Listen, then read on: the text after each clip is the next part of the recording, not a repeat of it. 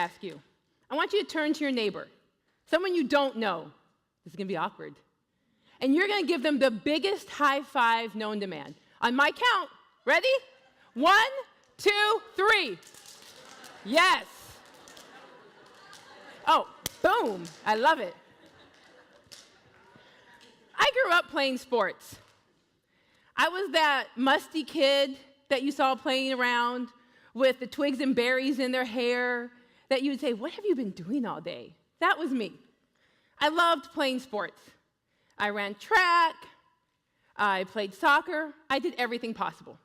So one day, I look, and kitty corner to my house was a rec center. And they had football and cheerleading registration. So I walk over there, and I'm like, I want to try out for football. And they look at me, they're like, you can do cheerleading. I was like, no, I want to do football. They're like, well, go get your mom. And people who have kids, I was actually the perfect kid you wanted. 50% determination and 50% stubbornness. So I walked over, grabbed my mom, said, Mom, come on, let's go. She comes over there, and I'm like, Mom, I want to play football. So she looks at the guy, and she's like, well, let her play football. So this was me, and this is probably my mom's favorite picture of me, and I'm 38. So, yeah, moms, you guys understand that. So after that, I went on to high school. I ran track, played football, played volleyball, and I was lucky enough that volleyball was my vehicle out. I played volleyball in college for 4 years. And after that, I went and I coached for 15 glorious years, with one of the most amazing experiences being that I was able to coach in the 2011 Division I National Volleyball Championship. Thank you, but unfortunately we lost. And you know, as sports fans, you understand how it is to watch your team who lost on the floor, and the winning team is running around, sprinting, cutting down the nets and cheering. Well, I'm going to tell you from personal experience, there is nothing worse than being on the floor while those teams are running around, cutting nets, and there is blue and gold confetti dropping in your afro. And so after 8 years, I'm still bitter at UCLA.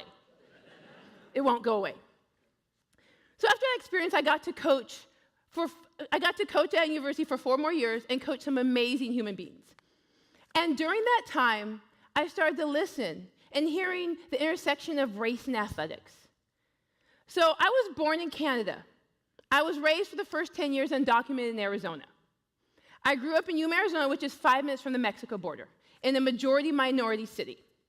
And so during that time, my teammates, I always had at least 1 or 2 black teammates, tons of Latinx teammates, and then when I went to college, the same thing. At least 1 or 2 black teammates, tons of other teammates from Brazil and different ethnicities and races.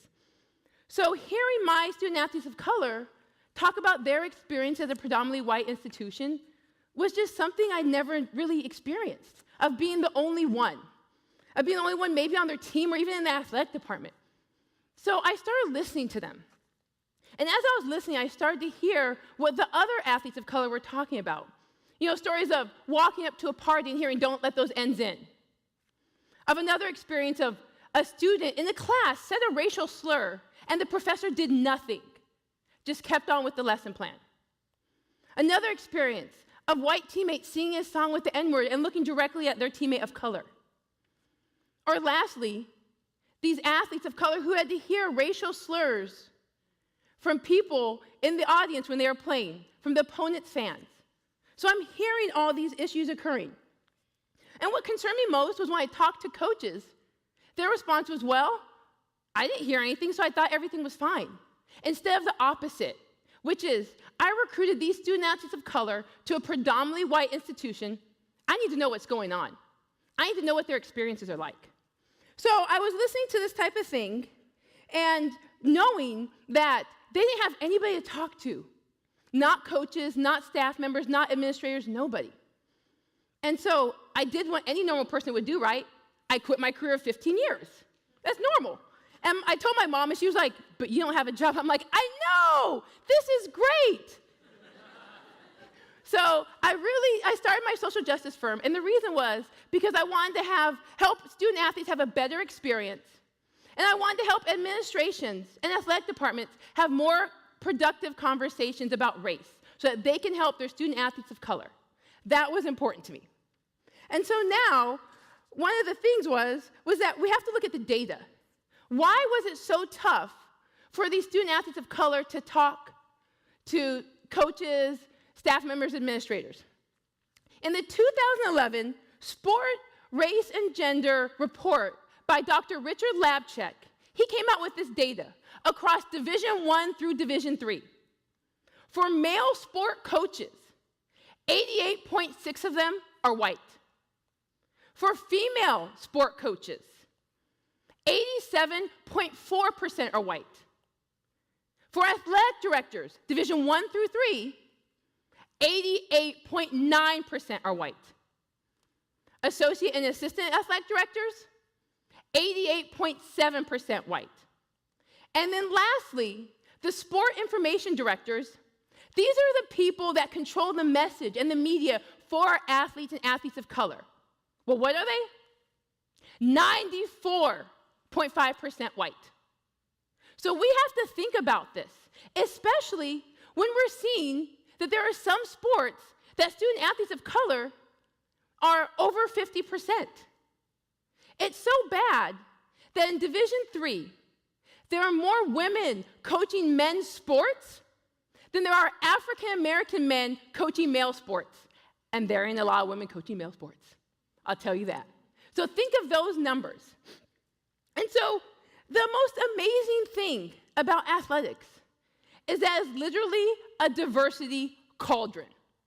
You have people that they're playing with that they would have never played with before if it wasn't for athletics. People from different races, ethnicities, religions, socioeconomic statuses, family structures. This is why it's amazing to do social justice within athletics. Because also, you're going to be doing this work with people that you consider family. People you would literally run through the wall, that these athletes are putting their body on the line for day in and day out. And so one of the cool things about doing it with your family is that we can work on vulnerability, empathy, understanding, giving the ability to make mistakes, sometimes big ones, because you're within family. And so we need to make this radical. And how do we make it radical, you ask? Well, it's time to bring everyone to the table. Because what we see in athletics is we tend to see that the top administration does their social justice workshops. The staff and coaches do their workshop. And then the student athletes do their workshops. And where's the bulk of the work go to? The student athletes. But understand that just because I'm using athletics as my foundation, this is also happening in K through 12. Board of directors, okay? University and college administrations, nonprofits. So this is still happening at those places. And so it's so important to bring people down to the table, okay? Telling these administrators, it's time to get down, clip off your tie, take off your heels, wear sweats. Because if you come in a power suit, it makes a power dynamic. And we need to think about those things. It's important for these coaches, staff members, administrators to come down because they hear the voice of their student athletes firsthand about their experiences, about what's going on with their team in their athletic department. These student athletes get to see their coaches, staff members, and administrators in a totally different way. They hear their stories. They see where their experience is paralleled. And they get to see their humanity, which is most important. Because when we see the humanity in everyone, we start to change. And coming down to the table is a small thing that can create a huge impact. And that's what we have to think about. We start off with a high five. We have physical contact, eye connection. We're in a totally different place. And that's what we want to see start to happen. And so the main thing is that this presence creates so much change. And so we have to just keep that in mind whenever we do things. When we do social justice, when we do anything, how important is our presence? We have that discomfort we go together through.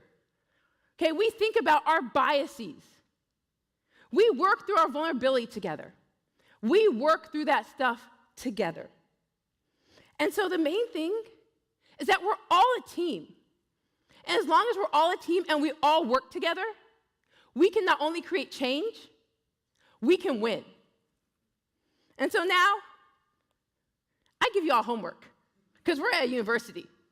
So you get homework today. So the first thing is, ask yourself, how important is my presence at the table? How important is my boss's presence at the table? My administration's presence at the table? How important is that? Number 2, stop reading all the leadership books. Exchange it for an equity book, a book on anti-racism, a book on racist thoughts. Really change the books you read, because you're going to become a better leader if you read different books. The third thing, start building relationships with cultural centers.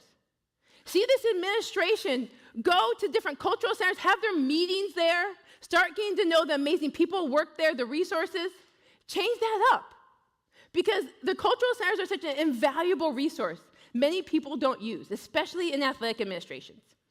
And the main thing, the number one thing that we need to start doing and hold our administrations accountable to doing is to be at the table, y'all. That's the most important thing. So we started with the high five, and we're going to end with one. So look at another neighbor, someone you don't know. On the count of 3, you're going to give them a massive high five. Ready? 1, 2, 3. Thank you.